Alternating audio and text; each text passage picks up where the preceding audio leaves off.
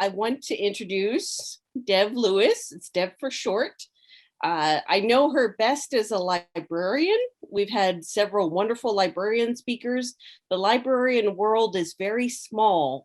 So I had originally asked her maybe about presenting on genealogy or something like that. But turns out she's a fantastic writer, and she's going to talk about writer's block instead and have other activities. And I think that's all I'm going to give you, because if you read the newsletter, you should know her bio and her background, and I'd like to give her a chance to speak for herself. So if you're ready, you've got the floor. Hi, everyone. I'm really happy to be here tonight. I'm really, glad that Laura reached out to me. And my name is Dvorah Lewis, and I go by Dev, as you've heard. And I work with Laura at the California State Library. I am the genealogy librarian at Sutro Library, located in San Francisco. And I'm not here to talk about genealogy or the library. Today's presentation will cover my own personal journey navigating writer's block and coming to terms with the cause. I will also share tools that I've used to remove these blocks and allow my creativity to flow again, including both traditional and non-traditional tools. And one of those non-traditional tools I'll go over in more detail is the tarot. And this is a deck of 78 cards that can be used for self-discovery and getting in touch with your intuition and creativity. And throughout the first part of my presentation, as I share my story, each stage will have a tarot card that represents that part of my life. I encourage you to look at the images and see how they relate to what I'm talking about. The symbols on each card are intended to convey a deeper meaning. So take time to consider what those meanings are as I speak to you. Let's begin with my story. As I look back on my life, I've realized that this creative flow, this engagement with my imagination has always been present, whether it was playing with Barbies and stuffed animals, or pretending the floor was lava, or even pretending to be Harriet the spy. I would spy on my neighbors and write down notes in my journal. This desire to play, to feed my imagination, has always been there, even if it feels harder to connect with as I get older. Some activities that have continued throughout the years has been daydreaming, especially if a song comes on that moves me in a certain way, and then it just becomes a soundtrack to whatever scene is playing out in my head. Or I'm watching a movie or a TV show and I'm inspired by the characters and stories to go write my own. The first time that this happened to me, a time that left a significant mark on me, was when I watched Lord of the Rings, The Fellowship of the Ring, in the theater almost 20 years ago. And I had never heard of Lord of the Rings. I didn't read it. I was young. Okay. I think I was about, it was 20 years ago, 11 or 12. And I left the theater just being in awe. And this stream began to trickle for me as I started to think about my own world and eventually write it into existence. And those are a lot of the images that I found inspiring from the film, but there are so many great scenes. When I received feedback on my stories, that was when I knew I had something that was worth pursuing and honing in my skill and sharing my gift, my passion with others. The first significant time that I remember this happening was in the 9th grade. So I was about 14 years old. My English teacher, Mrs. Whitmore, gave us the assignment to write a descriptive scene based off of an image that we clipped from a magazine. That's like a fun activity if you ever wanted to try it. Just clip an image from a magazine and do it as a writing exercise. My image was of a cottage, and there was all sorts of flowers. This is how it looked. It's not the exact image. And I wrote a scene set in a fantasy world about this white tiger cub hiding in the outskirts behind a bush as he watched this elderly woman with purplish hair come out to water the flowers. I described the grass as tickling between his paws and the buzzing of the bees past his ears, both helping to lull him to sleep. And after the papers had been graded, Mrs. Whitmore made a point of saying how much she enjoyed one student's paper, and she wanted to read it aloud to the class. And as she's reading the words, I realized she's reading my paper. Up until that moment, I'm not sure anyone in my life told me that I was good at writing or had read my stories, it wasn't something I actively practiced, even though I did have an active imagination. I daydreamed a lot, but I never really put it down on paper. They stayed inside my head and for me alone. So when this teacher took the time to praise me and acknowledge me in that way, it set off a spark, and that spark led me to turn that one page into a novel. And then eventually that turned into a trilogy. Support from a mentor of some kind would continue to be a guiding force as they helped me navigate the stream of my creativity. And after my experience with Mrs. Whitmore, I remember writing nonstop. It just flowed through me and onto my paper during class, at work, even on the bus. I would get looks on the bus and people would even ask me like, how are you writing on the bus? I just had to get it out. This image depicts how it felt. I was in the real world, but my mind was in this other plane. I was just like poking my head through this curtain, and it felt easy to be able to switch back and forth. Give me some thumbs up if you know this feeling that I'm talking about. You can use your real thumbs or use the motion thumb. Yes, it's an amazing feeling. When I started community college at Sacramento City College, I wasn't immediately an English major, as one might think. I started out following a different passion, math. But then I realized I wasn't as good as I thought, and I had a math professor I didn't like. Professors you don't like really do have an impact on you, huh? And this was a good impact, actually, when I look back on it. So while this is happening, I had an English professor, Professor Cerrone, and he was supportive, especially in the creative writing classes that I took with him. The environment this environment helped me to switch my majors, and that led me to pursue creative writing programs for my Bachelor of Arts. But while I was at SCC, 2 of my short stories got published in the college's literary journal, Susurrus.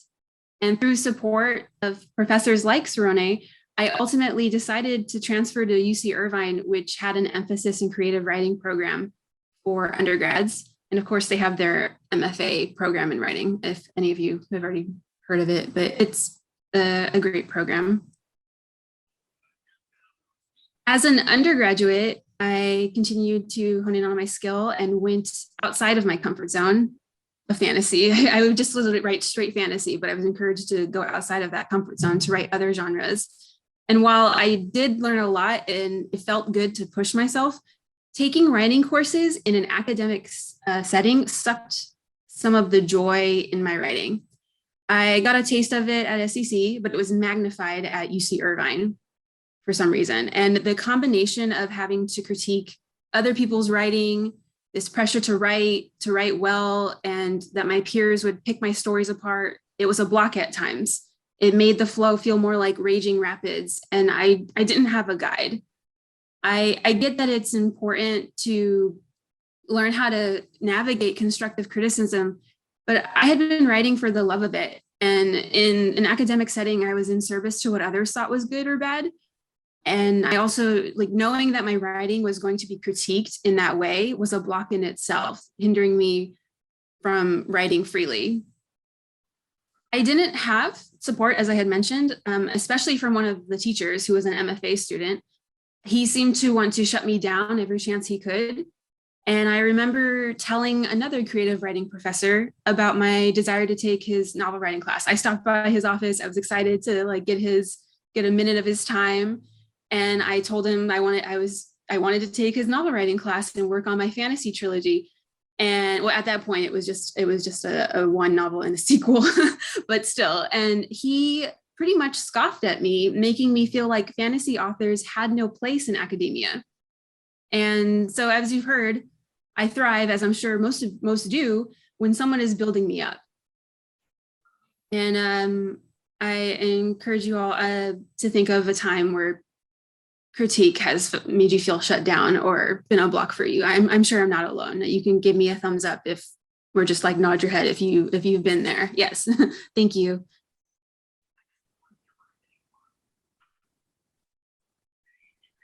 Right. So coming out of a program like that one is partially why my writing, my creativity dried up. And once I started grad school, some of the negativity lingered and stifled me. It's not as easy to write my stories during class as it had been before. I was going to graduate school, for my MLIS, my Master in Library and Information Science. So there was just like a lot of reading and a lot to do, a lot more than I was used to. And I also was in a romantic relationship that did not fuel my creativity. I wasn't really around a lot of people that were creative, inducing, inspiring. That is until I met Oliver Matusins. And I was working as a graduate student reference assistant at the UCLA library and got to work with all the different librarians there and learn how to conduct reference mostly. And one of the librarians I connected with on a deeper level was Oliver. And he became my mentor, guiding me professionally, creatively, and even spiritually. He read my first two books and became my biggest fan and was the biggest factor in helping me get back into my creative flow and write my third and final novel of the trilogy. Suddenly I was back to writing in class, on the bus, at work, even though I knew I should be paying attention in class in grad school. I was still doing it. I couldn't stop.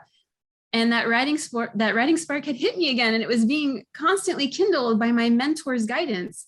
He had done a writing program in Vancouver. He wrote scripts and among other creative projects. So he was extremely knowledgeable about this subject. And under his tutelage, I was able to grow as a writer.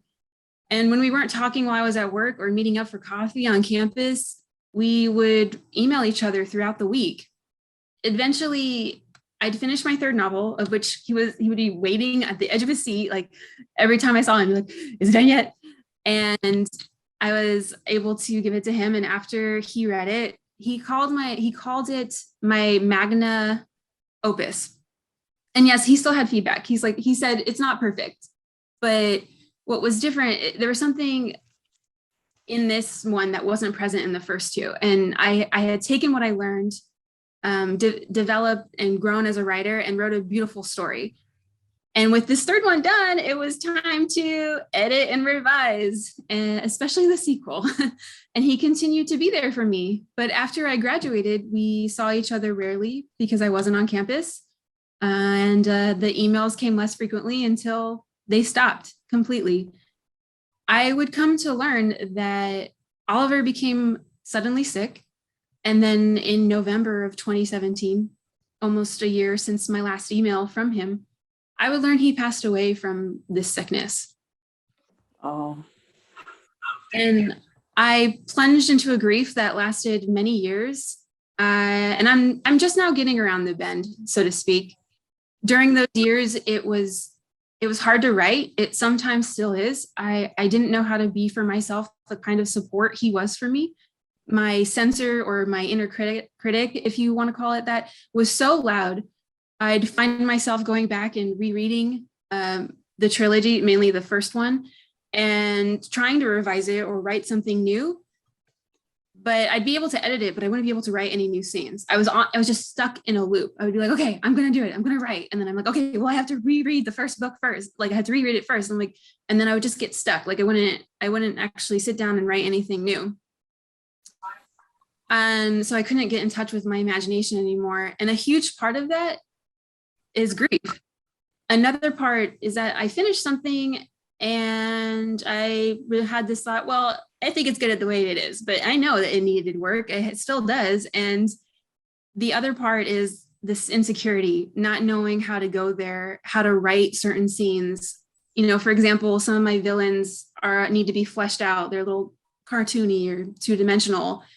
And in order to do that, in order to write villains, you need to, that means getting in touch with a part of yourself that maybe you don't normally get in touch with. And doing that on your own is hard. He and I actually did do an exercise when he was still alive that helped me with that. But I don't really know. I am avoiding doing that exercise on my own. And this was the biggest block, feeling like I couldn't do it on my own, that there would be no support like Oliver's again. And I want you to, virtually raise your hand or use your emoji if you've experienced grief as a creative block. Yeah. Thank you for sharing. All right. Slowly but surely, I did other types of work, other types of healing on myself to get over this grief. But you can't really get over it completely. So at the very least, I'm learning how to use it in a way that would help me connect again with my imagination. A lot changed for me in this last year and in part of 2020. My creativity has been able to flow again in ways it's never flowed before. I started non-traditional modes of expressing my creativity, which allowed me to step outside my comfort zone. And I found a group that supports this creativity. And the last thing that happened to me was I met the love of my life, and we inspire and fuel each other's creativity. And we create stories with each other all the time. We have a lot of fun together. And now we get into the part of my presentation with which I talk about some tools that helps guide my creative flow once again. All right. First is role playing. In the fall of 2020, given the state of the world, I mean, we're still in that state, but I was in need of some social interaction. Even though I'm an introvert, I got to a point where I'm like, okay, I need to make connections with people. And I was still set on finding my person.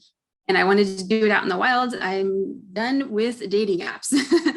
And I decided to give Dungeons and Dragons a chance. And I am so glad I did, because, you know, it helped with my creative flow, but also I met my my partner. But for those who don't know, Dungeons and Dragons, it's a collective storytelling game where the players create a character through role play. Through role play, they are guided along in a narrative by the dungeon master, also known as the game master. And all you really need is yourself, your imagination, and some dice. And I stayed away from this because I told myself, I'm not an actor and I'm not that nerdy. But after hearing my friend's experience, and she told me over multiple years, like a couple of years, she kept asking me, hey, you should join. I think you would love it.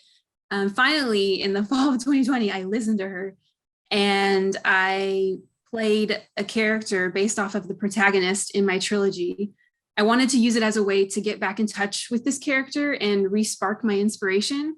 And through play, I did end up learning new things about my character, but I didn't get the full benefits of what role-playing had to offer, because I had this idea of what his world looked like, and it limited me. My protagonist is a male. It's actually a tiger. The trilogy is told through the point of view of a tiger.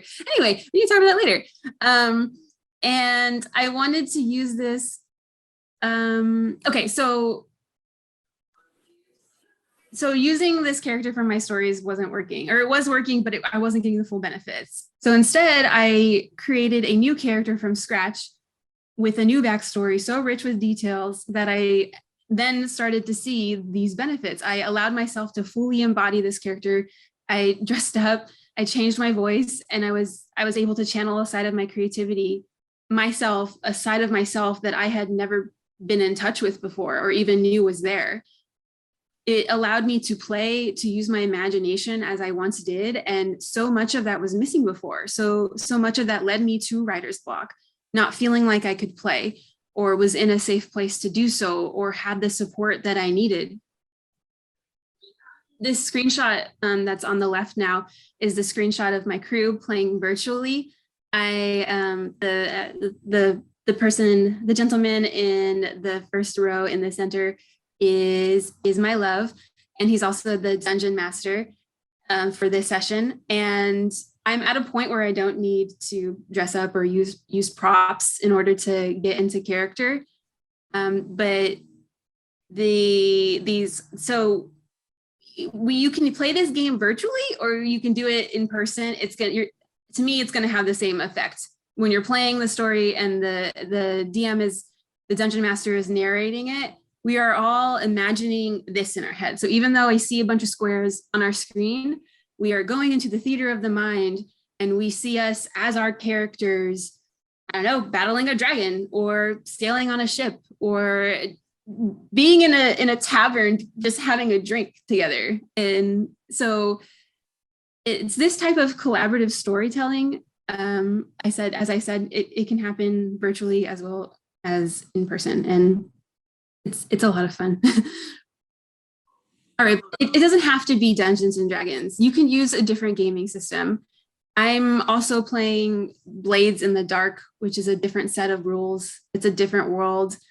If D&D, if Dungeons and Dragons was like Lord of the Rings or Game of Thrones, Blades in the Dark is like The Wire or Gangs of New York, but with some paranormal arcane aspect. So if you can think of a better TV show or movie that kind of fits that description, and set in like Victorian era.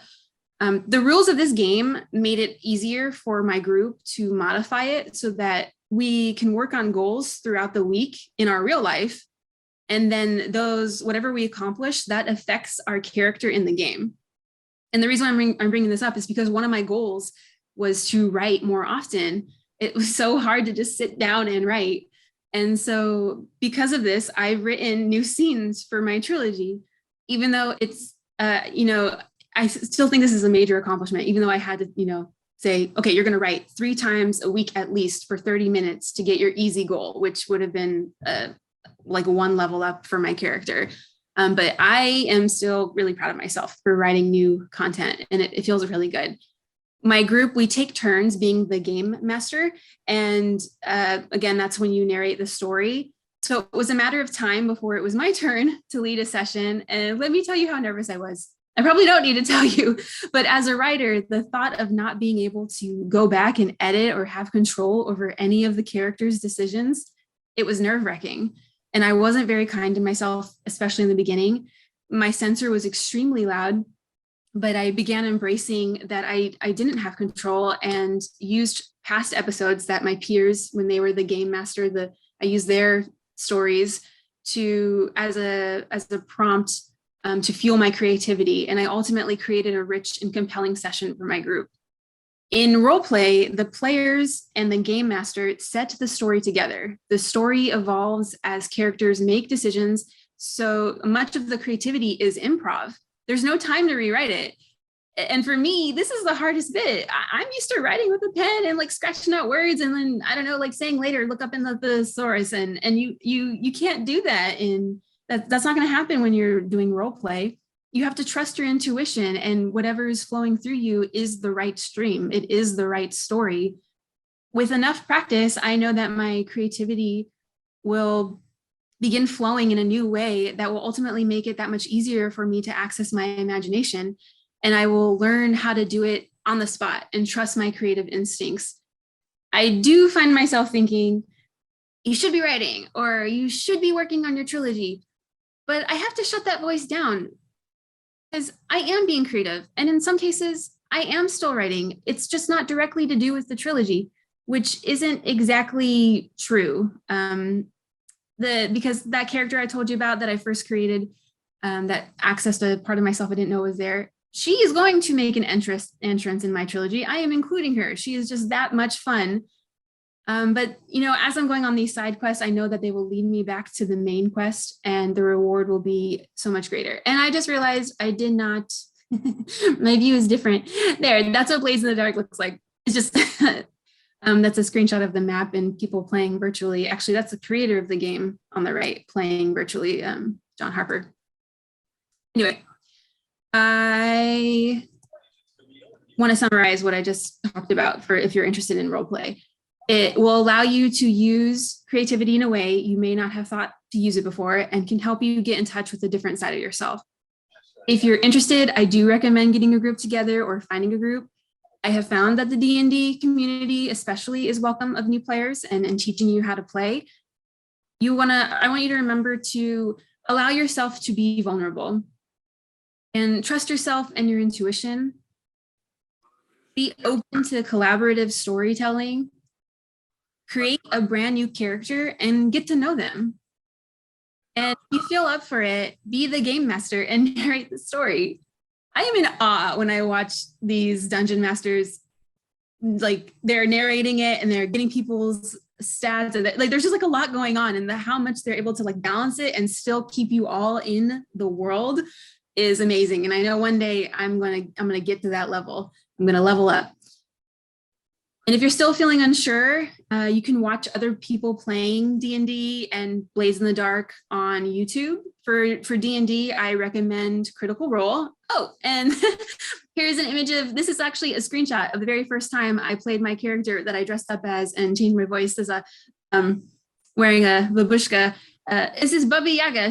And for those who have played D&D, she's an old lady halfling barbarian, but she doesn't know that she rages. So and there's this whole amazing backstory. And I do like a Baba Yaga, I do my voice like this. She's from the old country. Anyway, you get a little sample of my character that is so fun to play and is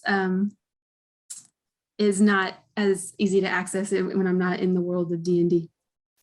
I do have links that I was going to paste into the chat, but I do have a document I will give you all at the end of the presentation with all these links. I was going to submit a link for if you wanted to get started with Dungeons and Dragons. There's an essentials kit that is really easy. It's like not even $15 that you can get.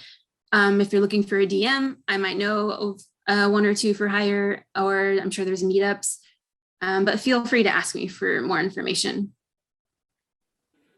Okay, let's get to our next non-traditional tool. And it's one that I learned from my mentor, Oliver. I've given you a taste of these cards and different styles of decks to help familiarize you with them and get you curious. And a little background on the tarot. It was designed during the Renaissance, but it may have origins from much further back. And it's a deck of 78 cards that's split into major arcana, which is made up of archetypes like the Hermit, the High Priestess, the Fool. And then it's made up of, the others are minor arcana. And that's 4 suits that represent 4 elements. And so we have Pentacles, which is earth, Wands is fire, Swords is air, and Cups is water. And you might have noticed that a lot of the cards that I was showing you were from the Cup suit. And that's because Cups represent emotion, intuition, and creativity. So the suit of Cups is especially prevalent in my creative journey. And so these minor arcana are also split into numbers 1 through 10, and then there's court cards. So just like a regular playing card deck. And these cards, they depict all sorts of different aspects of the human experience, from love, joy, and friendship to death, sorrow, and loneliness. And while tarot is portrayed in pop culture as a tool for fortune telling, I do not use it in that way. Instead, I was taught to use it as a tool for self-discovery and for accessing the subconscious. You can pick your own deck, or mine was given to me by my mentor. And he first introduced me to the tarot when he read my novels and told me I was channeling images from the tarot.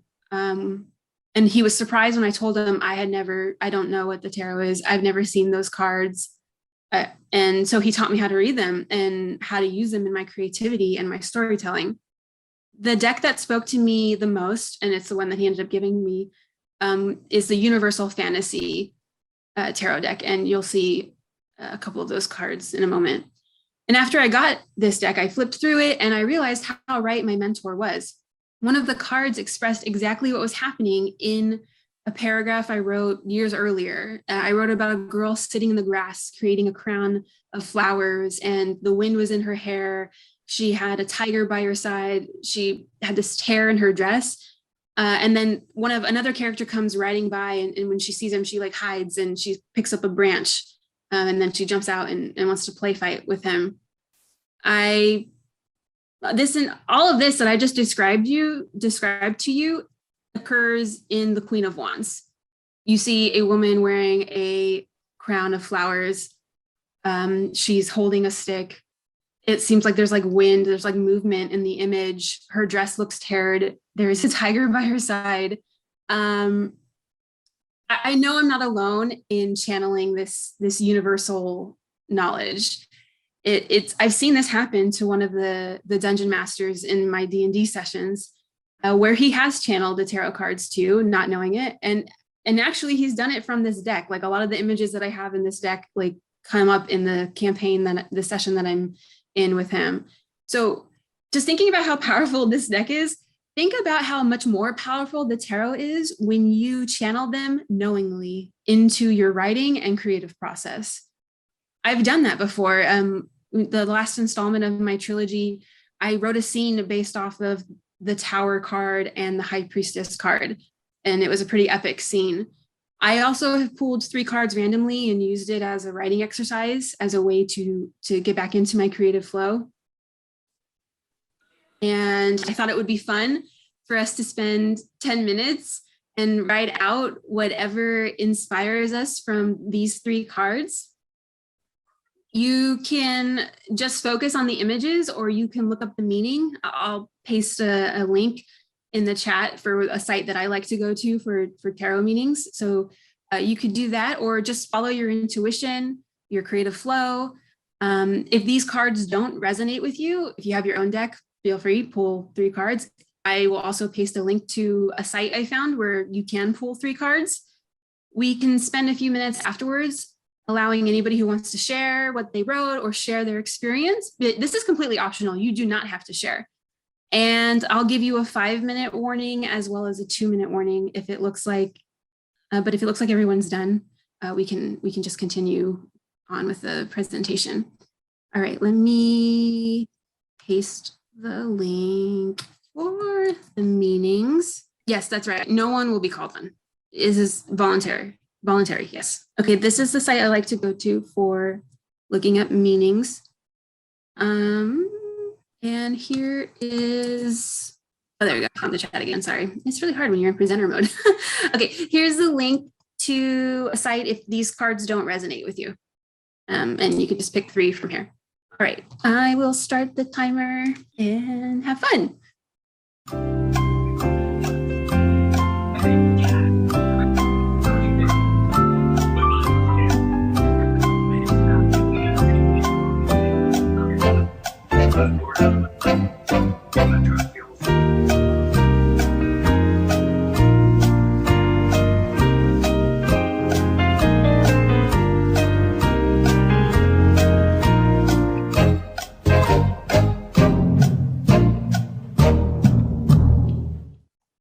If I may interlude, I was surprised by your turn of phrase of Baba Yaga. Yes, Baba Yaga. Yeah, and that's an Eastern European phrase of like a grandma and or potentially a witch, not necessarily a witch, but an elderly, I suppose, soothsayer or something like that. Yes. But that struck me. That's it was meant to, it is a pun, and it's meant to, and she does have very similarities, but she's like the sweetest thing. She's not somebody that's like, I think Baba Yaga is like scary, but yeah, we can talk about this a little more at the end of the presentation, but yeah, that was intentional.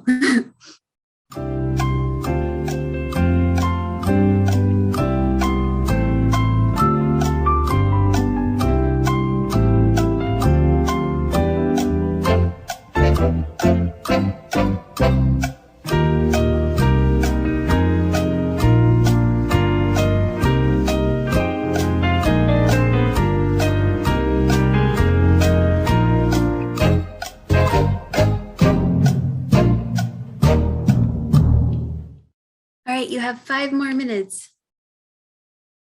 You can also let me know in the chat if you're done, or so I can see how many of you are ready. But 5 more minutes. Okay, go back.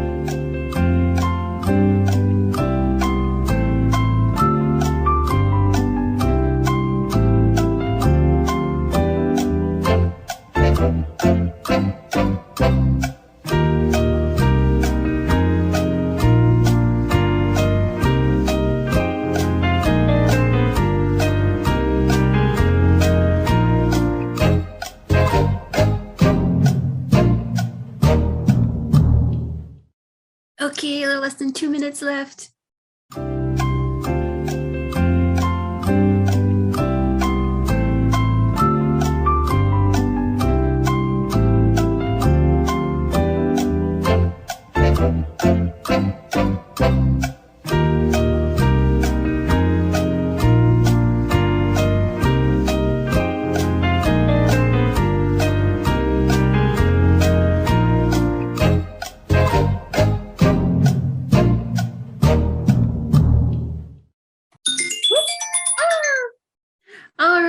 Okay, the 10 minutes are over with. Okay, let me see. I want to move the screen so I can see all of you. All right. Okay, again, this is voluntary, but does anybody want to share either what they wrote? You don't have to share the whole thing, or talk about your experience. Just go ahead. I don't know how this group, if you want to do raise hand or you just do like.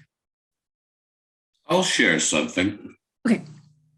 It's 9 of Pentacles, and I'm a numerical sort of person, so it's 9 of 5, and there's this gorgeous woman with this long tail and this peacock showing off behind her, and a few swans, hanging around. And there's a definite romance hanging on there, and a beautiful scenery surrounding us. And I can imagine something going on. That's all I want to say. Thank you, Bernard. I see Deidre. You have your hand up? Yeah. I only got in on the last couple of minutes of it. I kind of got sidetracked with my kitties. But I didn't know if I understood it, but I kind of did a synopsis of combining the 3 cards. Can I read you? It's just about a few paragraphs. Yes. Yeah. From left to right, I wrote this little story. This suit is too hot to be wearing in this heat. What's over there? What's that over there? It's shade. I'll head to that. It has a direct pathway to it. Oh, what a relief this tower is. But I left all the women behind. I bet my little water goddess is missing me though. I can picture her now waiting for my return. She knows I'll be back. Thank you. That's so great. I have something here. Okay. Okay, I did on the tower here. I looked up into the sky and saw a ball of light heading towards Mount Tower. Then a buzzing sound hit my ears as an explosion of light at the top of the mountain sent flying debris everywhere. The ground shook as birds from nearby trees flew away, squawking loudly. Wind blew past me as the ground opened up before me, trying to swallow me up. The water to my left had large whitecaps breaking to the shore. The trees swayed along the other side of me as if ready to fall over. Nowhere to go, I looked up and saw a giant eagle flying above. I raised my hands and accepted my fate. Wow. Y'all are amazing. This is great. I feel like this is going to be a new activity I'll do. Yes. Wesley. Thank you. That was an interesting exercise. I never considered that method, but it definitely makes you think in different directions. So what I have here is the long shadow stretched across the river, almost pointing the way. Although the birds of the forest were quiet, the wind whistling through the branches filled the air with noise. Someone was coming, and they all knew it. The ground was moving with the sound of hooves approaching as the setting sun drew out the long finger shadow, slowly extending to encompass the river, the forest, and even the mountains beyond. Folks in the nearby town could feel the excitement and were anxiously preparing for his arrival, although concerned with the outcome of his quest. The townsfolk watched as a white cloud rose majestically from the river, circling the tallest trees and settling in the rocky outcroppings at the base of the mountains. Now even the wind silenced. The only sound was the constant tread of footsteps as he got closer. Children crowded into doorways to see, and I ran out of time. Oh, well, you'll have to keep going. That's so wonderful. Or it sounds like a potential D&D session. It does. It works well for me. Thank you. Yeah, great. I'm so happy y'all enjoyed it. Well, does anybody else want to share before we continue? It's totally fine. Wes, do you charge for tarot readings? Did you ask Wes that? I have never looked into tarot, but when she started discussing it, I went and started reading up on it. And there are a lot of different ways to interpret the different decks even. I mean, the deck she refers to is just one of many. Mm-hmm. So there's a lot of information out there available for us. If we just go look for it, I'm so impressed with the interpretation you gave. That's great. So, entirely surprising. It just comes that way, you know. You just got to work with it. Yeah, and then different decks, like the different styles, they'll have different symbols. I mean, some of them will have like the same symbols throughout, but they'll have different symbols that have more of an impact on you. Like one of the cards I showed earlier of the Ace of Cups with a bird sitting on it. Oliver loved birds, and when I saw that card as a representation of my creativity flowing again, it's as if that bird, Oliver, is still here. So just know it, like one card from a deck, Ace of Cups from a different deck wouldn't speak to me in the way a different card would. And there is a site that I have for you, and it'll be in the document where you could see all these different types of decks that you could look at. There's so many. There's even a cat tarot. So you can explore those and you will get sucked in. They're so beautiful. All right. I saw you had a steampunk card in there too at one point. Yes, the Two of Cups. Yeah, I wanted to show you all different types of. A whole deck of steampunk would be good to work with. Yeah. Well, you could probably find them at your local metaphysical store, or definitely Amazon or Los Scarabeo, which is a site I share with y'all in the Google Doc. Okay, let's continue with the rest of my presentation. Thank you everybody for sharing, and I really hope that you enjoyed the exercise, and I encourage you to try it again. It doesn't have to be used as a writing exercise. Reading the tarot is storytelling in itself, even if you're answering a question like, how can I get my creative flow back? Or what do I need to do to get my career on track? Or how do I get around this grief?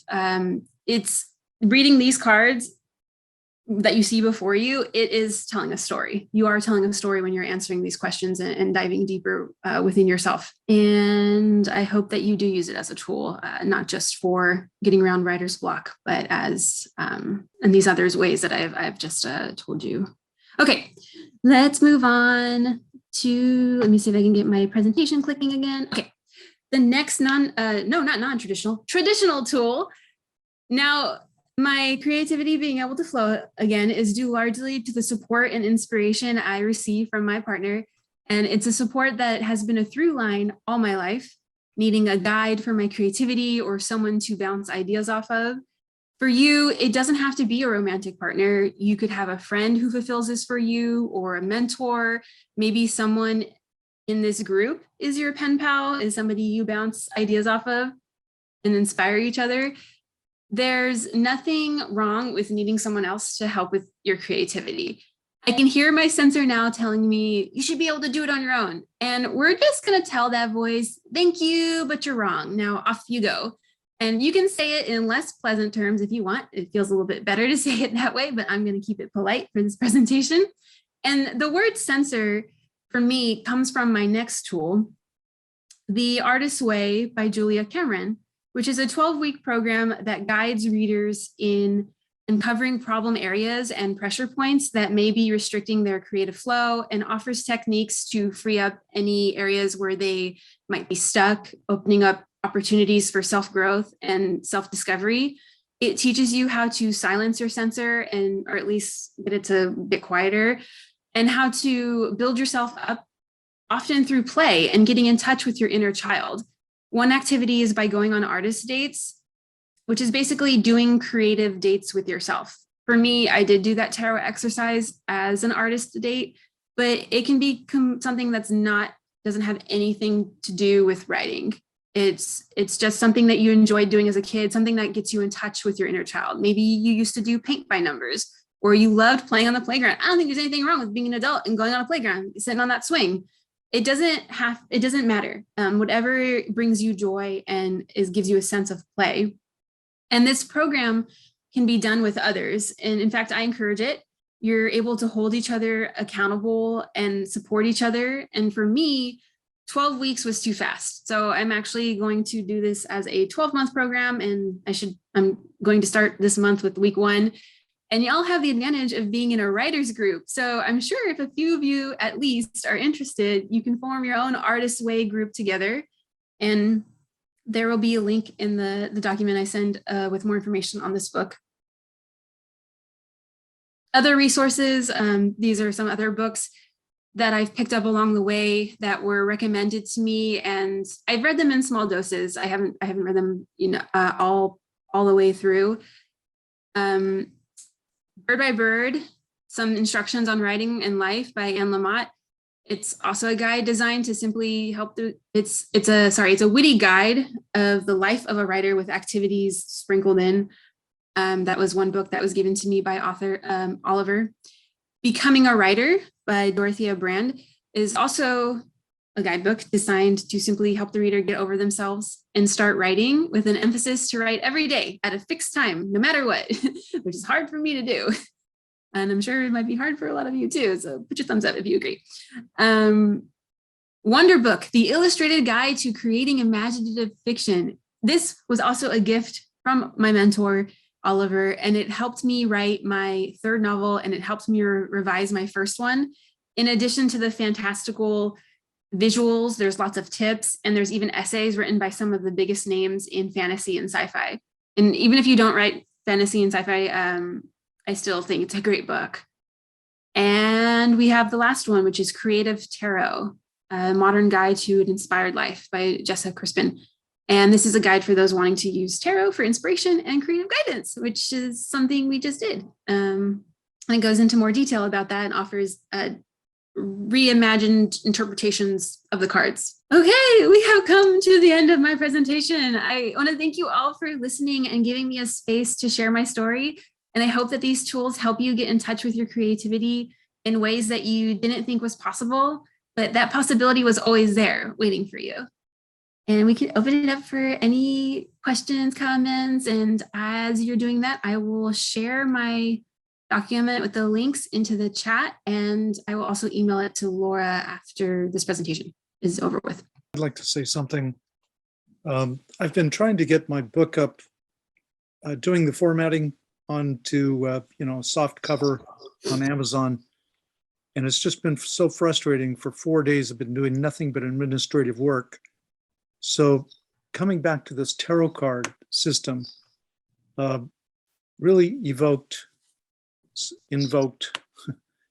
I suppose, some sort of fairy world that is always fascinating to me, because it always seems more possible than it really is.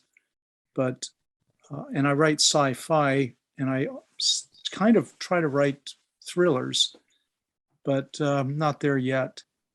So this kind of sparked my recreativity. I really appreciate it. Thank you. Thank you. Thank you for sharing that. Sure. I would like to say something too. I took a writer's class, and where there was like 6 of us, we got together and we wrote a story. So we just looked at pictures and we all got together and started writing a story. And I found that very helpful and interesting, because even though everybody wants to go slightly a different way, somebody says something and that helps you come up with another idea, and then that helps the next person, and you just kind of, it's almost like a round robin. And it's really a quick way to write out a story, and it really opens your mind up. So that works. Ron, that kind of sounds like D&D, and Pathfinder is another D&D type. Right. That's really rich. So yeah, that works. I'd just like to say thank you, Dvorah, because that was really good. And I really enjoy your enthusiasm. And I guess, I don't know if anybody else feels the way I do, but that was kind of a blast from the past. That was very 1960s hippie kind of stuff to me. It just really brought back all that. Everybody was into the occult and astrology, and tarot cards were very important back in the day. So anyway, I just wanted to thank you, and thank you for the trip down memory lane. And it's very, it's a great approach, very great approach. Thank you. You're so welcome. Thank you. Thank you for sharing. So what about some of us who are writing, thrillers and mysteries? What do you think, Mort? Do you have any words? How did it affect you? I just have, I just can't just do it like that. It has to ferment. It has to grow. I have to sit with it, and I have to understand that it's a problem. And the fact that it's a problem starts percolating, and that helps me overcome any possibility of a downtime for it. I just can't do it this way. And I have to say, Dvorah, I'm sorry, tarot cards just don't turn me on. That's totally fine. Whatever, I'm happy with whatever part of this presentation did speak to you. Maybe the guidebooks are more of your, more of the path that you like to take. And I did this presentation knowing that sometimes tarot cards don't speak. I will say one thing, that there was a flash of fantasy that came out with the tower. And I kept going back to it. And in the tower itself, I see a huge stone creature. Massive arms, peaked, a peaked beak, and its body in 3 sections, and a massive leg. And I can see the little guy standing in front.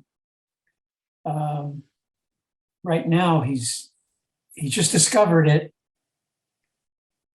and he looks up and realizes the creature in the tower is looking at him. And at the top, you see the rocks flying off.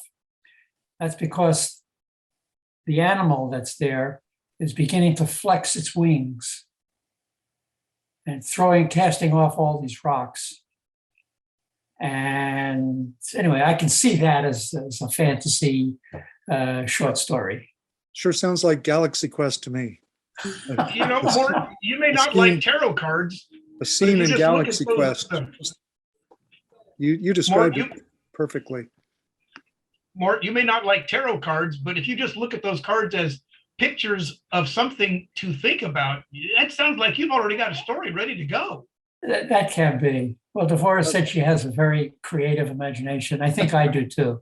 You do. You just proved that more. I was going to say, yes, like you just said the tarot don't speak to you, and yes, they do. The image you just made it turn into it like a golem. I am blown away by the creativity of this group. Y'all are so amazing. Please, Mort, I hope you give tarot another chance. It's Universal Fantasy Tarot. It seems to be speaking to you. I think those images are getting to your imagination. Yeah, I'm blown away. This has been a really great night. Some of us already have that technique for producing a story, but I find that these new things really bring me back because we're doing so many things these days, not just because I'm doing podcasts and stuff online, but because we have to do all this administrative stuff if we're self-publishing. This has brought me back into the realm of dream. And I think the dream world has been expressed not just by you, Dev, but others, where writing a book allows them to dream. And that's really what we're doing here, because we may have a dream like Lee Child. He says, just write what you fear. And of course, he takes that to the extreme and does a great job with it. So I think we could fear the rock monster that Mort came up with. I also came up with something. My character is fleeing a beautiful meadow and running into an darkened oak forest. and behind him he hears this screaming of banshees or whatever it is. He turns and looks, they look like Valkyries with long noses, and it turns out that no, he takes another look. It's they have long beaks and they're coming at him, and he turns into the forest and he sees this giant bear which turns and runs away from him. That's as far as I got, but it was very, very nice to re-enter the world of imagination. And I may not use it at all, but it's better to be in this world of imagination than it is to be in the world of, getting Word document formatted to fit somebody else's, stuff like that. So thank you for reinitializing my dream world. Yeah, I felt that the tarot cards brought out more the scenery that I lack in some of my in my story, but not only that, the role playing, I think that would be fun also, because character development requires us to either have it read back or we read it back or have it played back by sound or audio. But the colors of the cards and all and the scenery, it tells you that sometimes when you're thinking of writing something, Google it and see if there are pictures related to it also. Colored pictures besides tarot cards, I guess. Sceneries have to be developed to complement your story and your characters. And that's something that's lacking in mine. And that you're right, Paul, that we get kind of stuck in the mundane. Oh, I have to put this in a format. That's not what writing is about. I mean, but sometimes we get so carried away with, am I doing it right? That, you have to dance through a little bit and use some of this color and vibrancy that she brought out. And I appreciated her creativity, definitely, and her honesty about, we all at one point have writer's block, but this is definitely some good advice on how to break that blockage, Yeah, it's also a bit of tactile, you can touch the cards. And as well, some of us tend to write a lot of dialogue, but the scene has to be imagery. You have to put the images in, and these tarot cards help very much with that, because I'm very lacking in that. I have to go back and put that in later. Yeah, I still have to go back to my scenery, doing more of the back development of the characters now, but I'm thinking more in line of the role playing as well, and then doing a lot more creative stuff so that it really makes it interesting. Because you read books and some are really good, you wonder, wow, where did that come from? And but reading is also very good. It's a good way to keep you in the loop of creativity, I believe. I've been reading a lot more books lately, so whenever, I enjoy that. An hour before you go to bed, read. Probably tonight I'll be too tired to do it, but mañana. Okay, this is Lori. Can you hear? Yes. Yeah. Okay. I get a tarot reading every couple weeks sent to me from one site that I visited some time ago when life kind of went topsy-turvy. I also read free will astrology, which is it's a horoscope, but it's quite philosophical. Now, for her tarot cards, see, I could write poetry, because right now I'm stepping off of, I've been deeply embedded as a teacher in corrections, very successful, high percentage of my GED students pass their test. They really, really like me, have written me some notes that would make you cry. It's very hard. I wrote a 4-column rap to them about how I felt and how they taught me. And I can only read a few lines or I start to cry. But it was very symbolic, because the past, the present, what I'm grappling with, something is falling apart in my life. But then I've got to save myself and carry on into this new life, which has a lot of possibilities and which I'm really looking forward to. You say goodbye, you say hello. But I see the poetry in it, and I do write some poetry, and I've got a few that I even submitted to a poetry magazine last summer. So, but I think it's real creative. I know free will astrology, I use it, and when it just in appropriate places, and I've turned some people onto it and they use it all the time. But it kind of gives you it's like food for thought. And I can see using that for writing also. But I really like this, and yeah, it's real touching to me right now because of, like I say, I'm walking away Friday from something I've done for an awfully long time. Yeah, But that's always difficult to make changes in your life when you've had certain routines and you're adapting now to what is it that you want to do that would be fulfilling, and also you still can accomplish what you want, maybe not in the same way that you did before, you know. Yeah, well, I have had a very my life changes every few years in really extreme ways. So I'm used to a certain amount of stuff all the time, but it's just it's something I say goodbye. And I really like my students that I've had over the last 4 or 5 years. They're the best classes I've had. So it's pretty. I told all of them if they graduate from college to look me up, because I will go to their graduation. Congratulations to you, Lori. Thank you. Yeah. But, I want to do my art, and then again, writing about, I have a story about working in the prison and relating to I started before 3 strikes. I went through 3 strikes, and now they're dismantling it, rightfully so. And I have a lot of things that I've watched, and some things that I think are very bad in the prison system. They do a lot more damage than they do good. And I'm not a liberal, not at all. I'm actually quite hard about stuff like that and very conservative. But just seeing year after year in the decades.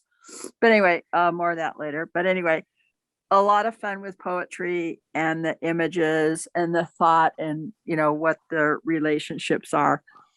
Again, I refer you to just check out Rob Brezhny's Free Will Astrology.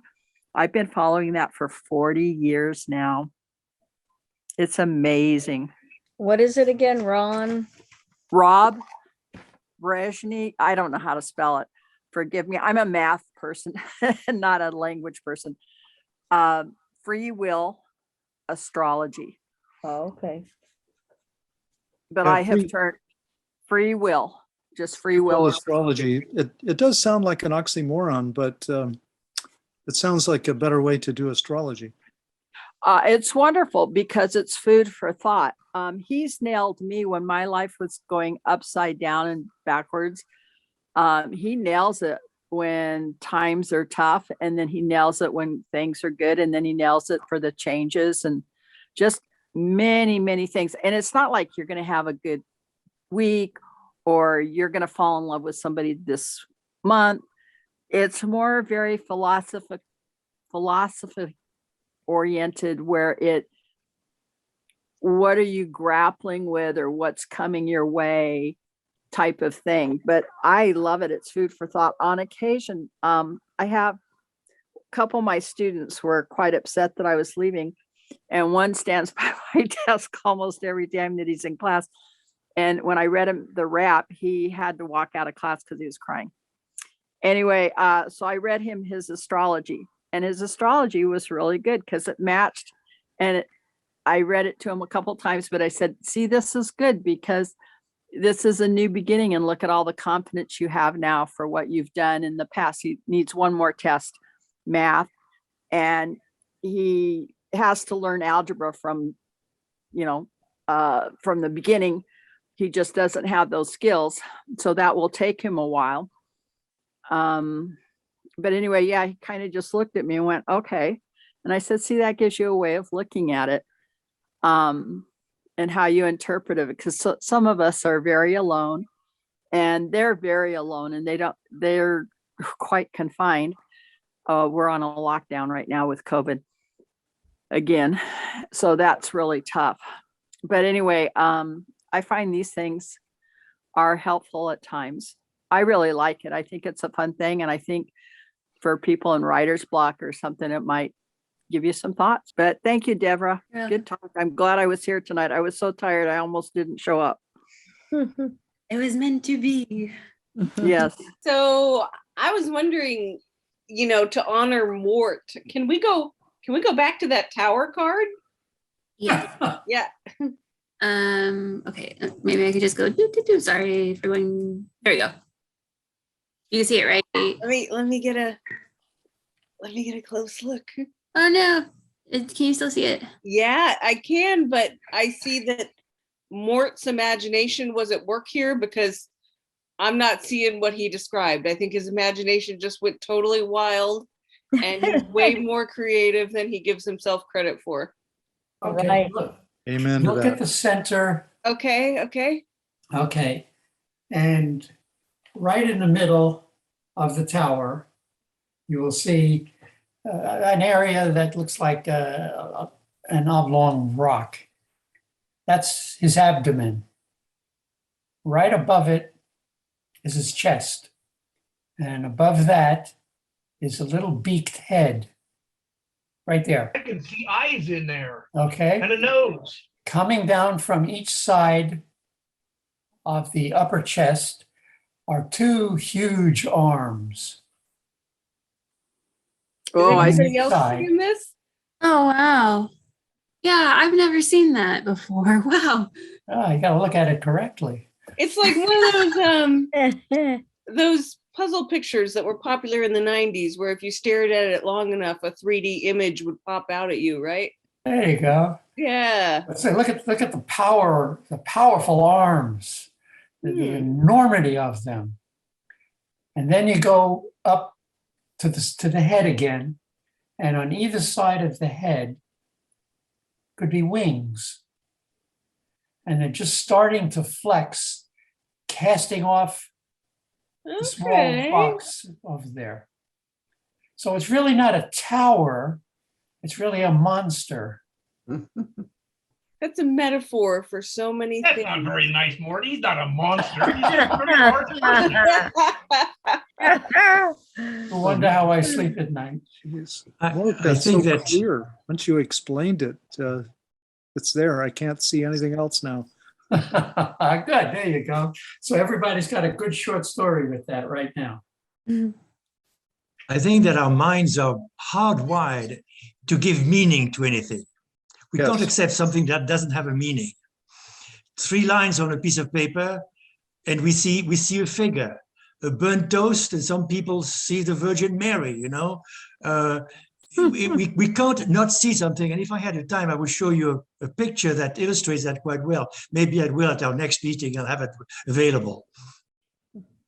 Yes, Edric, that's so true. Also for sound, if you have a beat, beat, beat, beat, beat, beat, beat, beat, beat, beat, and it's messy enough, you will eventually start to hear words in there. Your mind puts words to it. Yeah, we're full of imagination. We just have to get away from this administrative stuff and get back into, the imaginative world. Thank you, Dev, for bringing us there again. My pleasure. Here's another one for you. The 9 of Pentacles. This beautiful woman is sitting there. What is she doing? She's just about ready to reach behind her and pull out the pentacles and use them as spears for the birds flying in the background. So there's 7 birds flying, and there's 2 birds in front of her. There are 9 pentacles. Each spear hits 1 bird, and then she dives into the water. What about the bird whose spears are coming out of it? Well, we'll grow some more pentacles and wait for her to come back.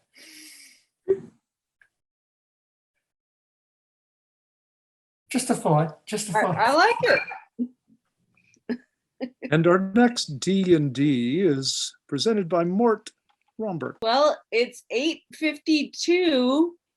Do we have any more questions? Yeah, we could go on forever like this, you know. I mean, the imagination has been sparked, so maybe we better go right.